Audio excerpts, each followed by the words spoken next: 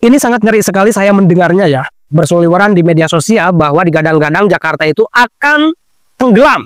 Nggak tahu tenggelamnya sedalam apa. Yang jelas di sana banyak sekali faktornya. Di antaranya adalah tanggul pantai Mutiara Jakarta Utara. Katanya jebol. Ya. Dan Pak Ahok juga pernah bilang bahwasanya meskipun nggak jebol, kalau pantai utara itu tanggulnya meluap airnya dengan hujan yang sangat deras, dengan tonasi hujan yang luar biasa, maka Monas pun akan tenggelam. Itu naudzubillah min dzalik. Kang Deddy juga kemarin pernah bilang dalam pidatonya, Jakarta itu sebetulnya tidak bisa hidup tanpa Jawa Barat. Karena secara geografi ya, Jakarta itu ada di bawah Jawa Barat, sementara Jawa Barat ada di atas ya, tinggi sekali. Dan memang Pak Pramono juga sering menyinggung Bogor sebagai biang kerok Jakarta banjir. Nah, dengan itu saya berharap Kang Deddy Mulyadi kemudian pejabat-pejabat atau pimpinan daerah lainnya bisa bersinergi dengan Bapak Pramono sebagai Gubernur Jakarta.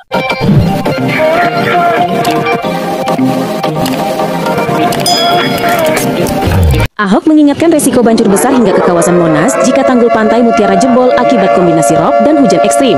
Saat menjabat, ia menormalisasi Waduk Pluit sebagai langkah antisipasi banjir. Kekhawatiran publik meningkat setelah video viral menunjukkan air laut lebih tinggi dari tanggul. Pengamat Trubus Rahadiansyah menilai dampaknya bisa meluas hingga Tanjung Priok dan mengkritik penanganan banjir rob yang tidak konsisten. Ia mendorong percepatan proyek NCICD atau Giant Seawall sebagai solusi jangka panjang. Pak Ahok tuh bilang kalau misalkan air itu meluap itu bisa banjir hingga Monas seperti itu. Nah, tanggapan dari Pak Gub sendiri dan Jakarta. Tanggapannya sederhana. Mudah-mudahan Pak Ahok salah. Tapi ada itu mudah-mudahan Pak Ahok salah. Pak Gub ini beredar di sosial media. Kalian udah dengar belum berita kalau tanggul pantai Mutiara jebol, banjirnya bisa sampai ke Monas? Nah, sini Cici Sani jelasin pakai bahasa sederhana yang mudah dimengerti. Di pantai Mutiara itu ada tanggul kayak tembok kecil yang tugasnya nahan air laut supaya tidak meluap. Masalahnya, tinggi tanggulnya itu cuma sekitar 1 meter, sementara air lautnya sudah hampir sama tinggi. Makanya warga itu mulai panik saat ombaknya itu udah mulai tumpah-tumpah ke jalan. Nah, dulu pas masih jadi gubernur, Ahok pernah bilang, kalau tanggul itu jebol dan pas air lautnya lagi tinggi, lalu hujan turun, banjirnya bisa jauh banget sampai ke Monas. Kenapa sih bisa separah itu? Karena tanggul pantai Mutiara itu ada di bagian pintu depan Jakarta Utara. Kalau dia jebol, airnya bakal masuk ke waduk-waduk dan sungai, lalu mendorong air sampai pusat kota. Makanya dulu Pak Ahok kerja normalisasi Waduk Pluit. Waduk itu digali lebih dalam dari 2 meter jadi 5 meter. Biar di daerah Jakarta Utara, bosku, air laut sudah meluap. Dimohon warga Kelurahan Ancol, khususnya di RW 8, agar siap-siap untuk bersiap diri untuk antisipasi banjir. Terima kasih. Wah, tambah kenceng aja ini.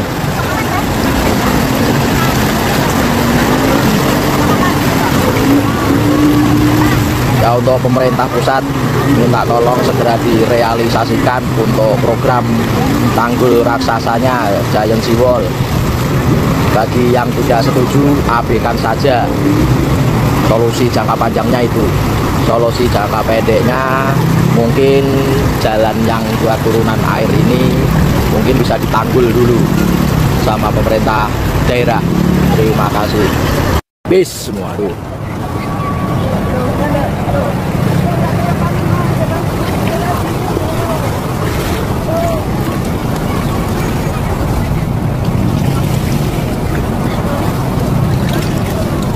Tanggul laut Jakarta jebol, otomatis hari ini banjir. Doakan Jakarta semoga selamat.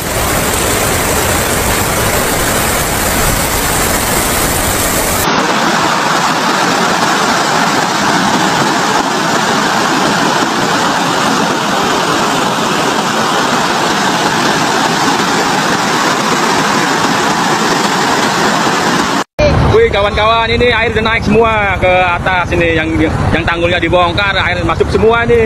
Waduh, di depan pasti banjir yang bisa keluar nih. Motor kita amainin semua nih, harusnya nih, cepat. Yang kemudian dilaporkan untuk air rob yang ada di depan pos utama sekitar 45 cm. Untuk arus lain yang bisa lewat cuma kendaraan gede doang. Kendaraan roda 2 tidak bisa lewat.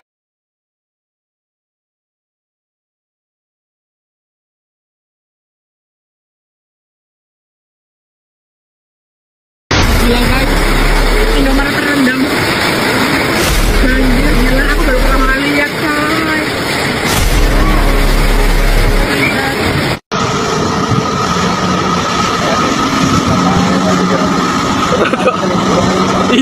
Takut Jakarta. Banjir Jakarta.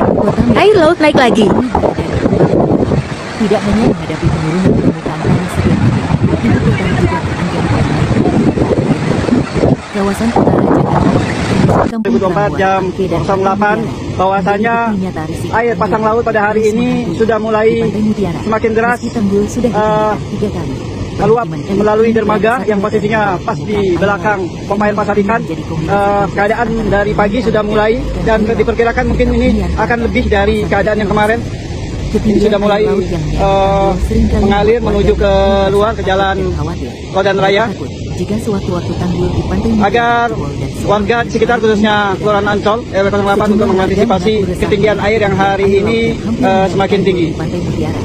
Kita lihat posisi di dermaga semakin tinggi. Laut Jakarta jebol, muara baru. Muara baru banjir.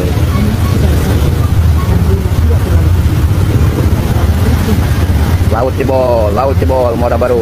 Nah, jadi jelas ya apa yang di-up ke media sosial oleh para netizen itu di Jakarta.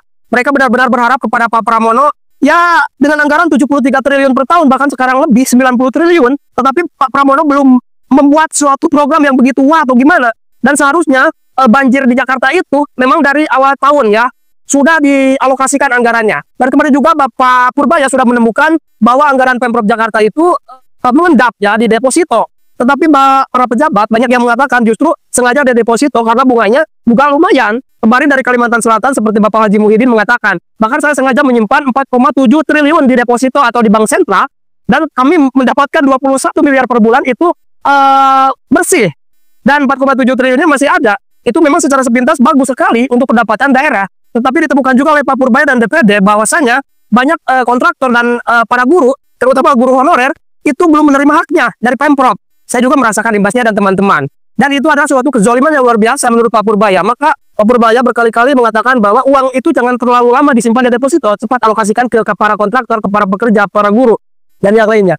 Nah, di sini juga Pak Pramono didesak oleh warganya sendiri agar Pak Pramono segera membuat program atau segera membuat sesuatu hal yang bisa ya sedikit mengatasi kebanjiran lah atau gimana gitu. Seperti Kang Deddy Mulyadi dulu mengatasi kebanjiran di Bogor dengan cara mencari dulu biang keroknya, yaitu dulu itu ada di Hibis Plantasi Bogor ternyata. Kemudian Hibis Plantasinya itu dibongkar semua, ditanami oleh tanam-tanaman hijau. Kembali hutan dihijaukan lagi, alam dikembalikan kepada fungsinya. Nah, di sini Pak Pramono itu juga mengatakan bahwasanya emang dampak banjir itu memang itu akibatnya dari Bogor, dari Jawa Barat kebanyakan. Tetapi setelah diteliti, banyak para pengusaha ternyata dari Jakarta yang ada di Bogor, yang ada di Bekasi, yang ada di Jawa Barat lah intinya. Dan memang pajaknya malah dikasih ke Jakarta ya. Itu kan gak adil. Bekerjanya atau merusak alamnya itu di Jawa Barat, tetapi pajaknya diambil oleh Jakarta, itu gak adil. Seharusnya Pak Pramono jangan terlalu tinggi egonya ya. Harus segera bersinergi dengan Kang Deddy Mulyadi. Dan dalam satu momen Pak Pramono juga mengatakan kepada media bahwasanya Pak Ahok itu mudah-mudahan salah dengan apa yang dikatakannya. Ya mudah-mudahan saya juga berharap, mudah-mudahan apa yang dikatakan Pak Ahok itu salah atau tidak tepat. Bahwasanya kalau seandainya tanggul di mana di Pantai Mutiara itu jebol ataupun airnya tumpah-tumpah, mudah-mudahan tidak sampai ke Monas ya.